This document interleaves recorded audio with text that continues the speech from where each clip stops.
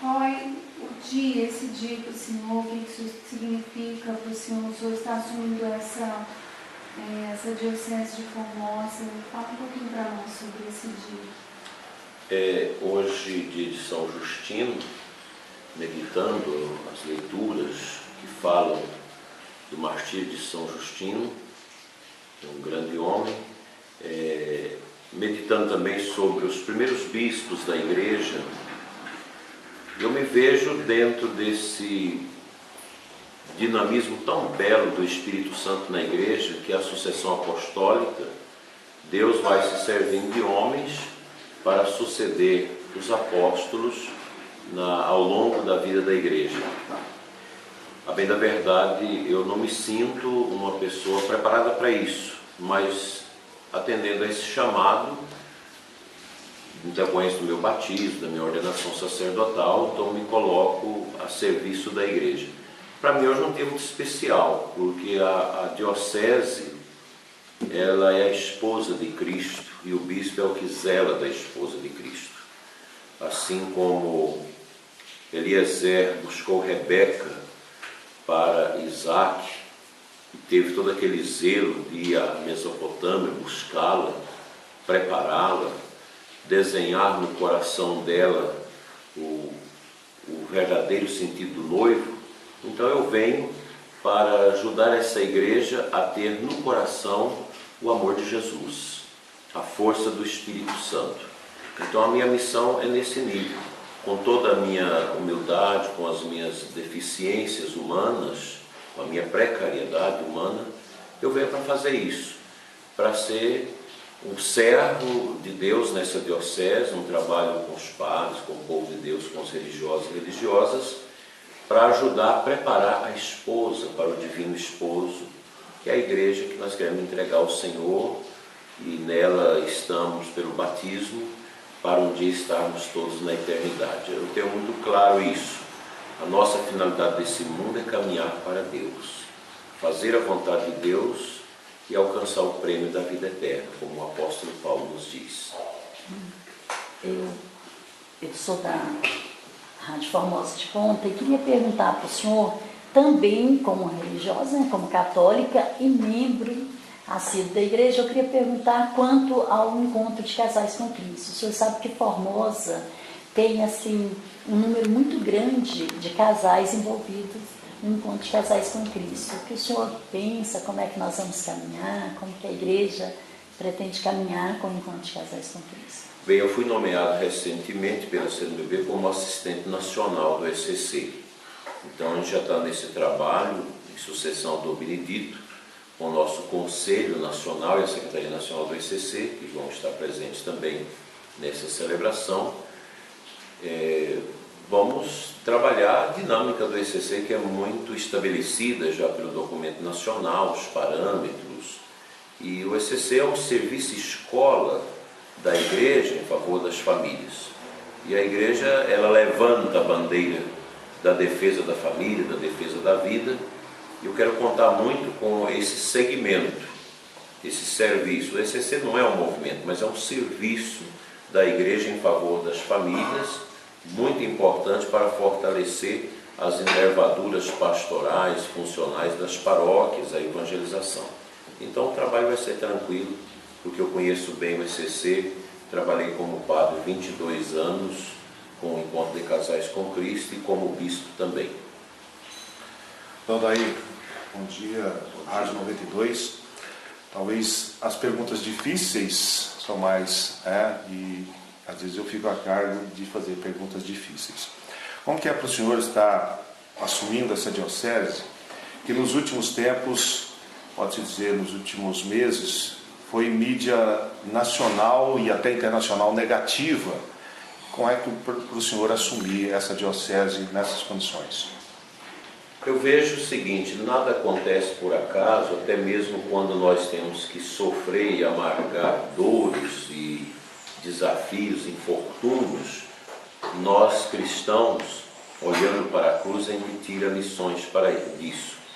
Eu penso que toda essa realidade que aconteceu na nossa diocese, de maneira assim, bastante negativa e muito sofrida, não só para a comunidade diocesana, mas para toda a igreja, inclusive para o coração do Santo Padre, o Papa. Tudo isso não foi Deus que quis. São realidades que acontecem em razão de diversos aspectos que aqui eu não vou mencionar, porque até não conheço esse processo. O que eu conheço é aquilo que a gente acompanhou pelas mídias e algumas reflexões internas da igreja. Mas eu vejo que tudo isso vai se tornar bênção. Do negativo nós vamos tirar o negativo. Se o demônio quis estragar a igreja, estragar a fé, através destes acontecimentos, ele precisa saber que ele é derrotado, embora não se dá por vencido, mas ele está derrotado. E aquilo que vem, que é fomentado pelo mal, Deus nos dá a graça de tirar disso lições e ações benéficas em favor do reino. Eu creio que com a graça de Deus, com a ação do Espírito Santo, nós vamos aprender muito com isso, para que a Diocese de Formosa daqui a algum tempo tenha esse fato apenas como uma lembrança histórica. O estado de Goiás é um estado muito grande, já emendando duas perguntas. Mas o senhor é goiano, o senhor já mesmo disse, de Mara Rosa. O que o senhor já conhecia de Formosa e o que o senhor já conhecia da Diocese de Formosa? Eu tenho um relacionamento com Formosa há muito tempo, porque alguns padres aqui, quando seminaristas, eram ligados ao Renasce, que é um grupo de renovação carismática direcionado para os seminaristas. E como eu acompanhei a renovação carismática na Diocese de Uruaçu, minha diocese de origem, e também em todo o regional centro-oeste por muito tempo, eu tenho essa espiritualidade. E então eu vim aqui como padre jovem ainda pregar encontros regionais para os seminaristas. Participei também de encontros de padres do regional aqui. Estive aqui a convite do padre Dilma algumas vezes para a festa do Divino. E o meu promotor vocacional, um sacerdote que eu amo muito em memória, que já está sepultado em Nova Roma, que é de Nova Roma, esteve aqui, que é o Monsenhor Juarez dos Passos Pereira, que me levou para o seminário, que me acompanhou, fui coroinha dele. Então eu visitei muitas vezes aqui na Diocese, de forma que eu tenho um bom relacionamento com essa Diocese. Estive também na ordenação e na posse de Dom João Wilk. Então eu já conheço bem Formosa há muito tempo e conheço praticamente quase todos os padres. Eu gostaria que o senhor fizesse um breve resumo da sua história sacerdotal, também ministerial. O meu sacerdócio é por graça de Deus, porque eu não tinha em vista mais ser padre. Na infância pensei muito nisso. Perdi minha mãe com 11 anos, que nos deixou três filhos, eu e mais 2 menores do que eu. Então foi uma vida muito sofrida, muito difícil, e os percalços da vida me tirou aquela coisa de ser padre que eu tinha na infância. Mas aos 18 anos, numa reunião que eu fui convidado, uma reunião vocacional de jovens, eu fui convidado, fui mais por estar ali com os jovens, aquela coisa dos jovens. Eu tinha meus namoros, essa coisa toda. E naquele encontro eu senti o toque de Deus e ali mesmo eu decidi ser padre. Entrei para o seminário aos 19 anos e participei por 3 seminários, menor e o maior de Brasília, e terminei no Rio de Janeiro, no seminário maior da Arquidiocese do Rio de Janeiro. E me ordenei em 86, em Campinorte, minha cidade natal, embora eu nasci no município de Mara Rosa, mas eu vivi na cidade de Campinorte. Vivi 12 anos no meu ministério na Catedral de Uruaçu, 7 anos na Paróquia Santo Antônio de Mara Rosa, minha terra, e 2 anos e meio em Minasul, Paróquia de Nossa Senhora Aparecida. A diocese era muito carente, a gente sempre dava uma assistência também a outras paróquias, carência de padre, aquela coisa toda. Conheci a renovação carismática católica no início do meu ministério, praticamente no 2º ano de padre, e o bispo me confiou o trabalho de acompanhamento da renovação, e foi uma experiência muito interessante. Depois também me encontrei em Casais com Cristo, porque esses dois serviços nos ajudaram muito a uma eclosão de vocações naquela diocese, que era muito carente, e também toda uma experiência de Deus e um crescimento espiritual também para mim. Fui escolhido bispo com 22 anos de padre, há 11 anos exatamente, pelo Santo Padre Emérito Papa Bento XVI. Fiquei 11 anos na diocese de Rubiataba e Mozarlândia, uma diocese pequena, mas com grandes desafios.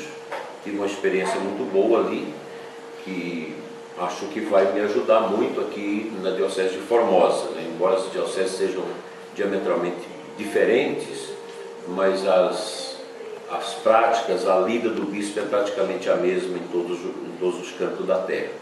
Então, brevemente, a minha história é essa. Sou de uma família muito simples, família de agricultores, cresci na roça, estudava na roça, essa coisa toda que a gente tinha, e por isso carrego também minhas deficiências escolares iniciais, que a gente vai tentando suprir com a experiência do dia a dia. Então, sou uma pessoa muito simples, gosto da simplicidade, sou um homem profundamente desapegado das coisas materiais, não tenho nada, eu tenho minha roupa e meus livros, e a preparação da minha aposentadoria no governo, se tiver condição de aposentar, de morrer. Mas essa pobreza, porque eu tenho 3 eixos que eu sigo muito firmemente: o Cristo casto, pobre e obediente. Eu tento me configurar nessa perspectiva de Cristo, que parece simples, mas ela é muito profunda e muito difícil. E como eixos de sustentação na fé, o sacrário, o rosário e o confessionário, que são eixos maravilhosos que segura qualquer cristão nas tempestades e nas adversidades da vida. Dom Adair, nós tomamos conhecimento extraoficial esta semana que o senhor optou por residir aqui no seminário, com isso deixando a casa episcopal. Por que essa escolha de morar no seminário? Eu fui visitar a casa episcopal, uma casa grande, uma casa que abrigou os 4 bispos anteriores, né? Então, dentro de mim, o Espírito me pediu que eu fosse morar no seminário, porque eu gosto de ter gente perto de mim. E depois a casa episcopal, ela ficou de certa forma maculada. Você imaginar que a polícia chega de manhã e abre os portões desta casa, entra, prende o bispo, prende outros sacerdotes, me deixou uma certa angústia esse fato. Então eu optei por ficar no seminário, porque eu tenho poucas coisas e também vou estar mais perto do seminarista. Não sei se vou ficar muito tempo no seminário, porque a gente tem que ter, o bispo tem que ter seu lugar de residir para receber outro bispo, outra coisa assim, ter mais sua vida particular. Mas eu vou pensar depois como vai ser esse processo. Mas eu estou muito bem no quarto ali no seminário, com os meninos, tomando refeição com eles, rezando com eles, celebrando a missa ali na capela do seminário, que aqui é o fundo da Cúria. Para mim é uma alegria, essa vida simples, humilde. Obrigado. Falando em humildade, Formosa é muito forte os serviços vicentinos. E como que o senhor vê, qual é a sua pretensão quanto a essa comunidade vicentina em Formosa? Gera em torno de mais de 2.000 confrades e consórcios. Olha, a Sociedade São Vicente de Paulo, ela é o rosto da caridade da igreja. Eu acho feliz a comunidade que tem a Conferência Vicentina, porque ela faz uma diferença. Enquanto outras pastorais estão na evangelização, e você encontra as pessoas na evangelização em precariedade, em sofrimento, a gente tem o braço da caridade, a gente tem o rosto da caridade da igreja através da Sociedade São Vicente, que faz esse trabalho bonito, é uma coisa que nasceu do coração de Deus. A Sociedade São Vicente, ela tem uma certa independência na sua ação, mas ela é da igreja, né? E está sempre ligada ao sacerdote, ao diretor espiritual, ao bispo. Eu sempre trabalhei com a Sociedade São Vicente de Paulo e nunca tive dificuldade com os vicentinos, e eles sempre me ajudaram muito. Precisa de acompanhamento, de alguém que está ajudando, né, orientando, dando os rumos. A sociedade vai mudando, as perspectivas também da caridade precisa adaptar a esses novos tempos, mas é um trabalho fabuloso que a sociedade realiza e eu creio que nós não podemos desconsiderar essa realidade tão importante. Tem todo o meu apoio, é claro. Então daí, o senhor está chegando agora, né? E muita gente, às vezes, fala que religião e política não se misturam, mas logicamente a gente sabe que não é bem assim. Como é que está sendo o relacionamento do senhor com o executivo, o legislativo do município e também do executivo do estado? Bom, no executivo do estado, eu sou particularmente amigo do Dr. Ronaldo Caiado, que vai estar na nossa posse. É um cristão e um homem que tem uma fibra nas suas colocações e parece muito carregado de boas intenções. Tem um bom relacionamento, tem vários deputados, né? O meu relacionamento com a política é um relacionamento de sinceridade e nós prezamos pela probidade. Se o governo, se os políticos defendem a vida, defendem a família, defendem Deus, porque nós estávamos entrando num viés em que Deus estava sendo tirado literalmente, objetivamente da ação nacional. Isso nos preocupava. Então você vê uma abertura maior, né, para o respeito à religião, o respeito à fé das pessoas, o respeito à família, o respeito à vida desde a sua concepção até o seu entardecer final. Então esse deve ser o timbre do nosso relacionamento. Eu já adianto para vocês que eu não conformo muito a minha vida com político corrupto. Se pesa a pecha da corrupção, para mim já é um alerta, porque a igreja não pode conviver com o sistema de corrupção. O nosso sistema político ele está corrompido, ele está podre, ele precisa de uma reforma. É muito difícil, para mim muito sofrido, quando eu tenho meus filhos espirituais na igreja que querem entrar na política, que são pessoas extremamente boas, que entram, que não conseguem fazer uma gestão de honestidade, porque tem que fazer as tais de alianças, as tais de articulação, que atrás dessa palavra nós temos um ninho de corrupção, de roubalheira, de irresponsabilidade, que suga os recursos da nação, que tira dos pobres para acumular na aljava dos ricos. Então essas coisas a gente não concorda. Então os políticos que são sérios terão a minha bênção, a minha amizade, agora gente corrupta, gente que não respeita o patrimônio público, gente mentirosa, falsa, eu não consigo conviver bem com essa gente. Ok? Poderia deixar uma mensagem então? Eu quero agradecer imensamente todos os órgãos de imprensa aqui nesta nossa entrevista tão fraterna, desejar a todos os telespectadores e ouvintes destas mensagens muita paz, muita alegria, e não vamos carregar o nosso coração de pessimismo. O Brasil tem jeito, a igreja com todas as suas deficiências, com todos os escândalos que tem maculado a vida da igreja, ela também tem jeito, que ela não é nossa, ela é do Espírito Santo.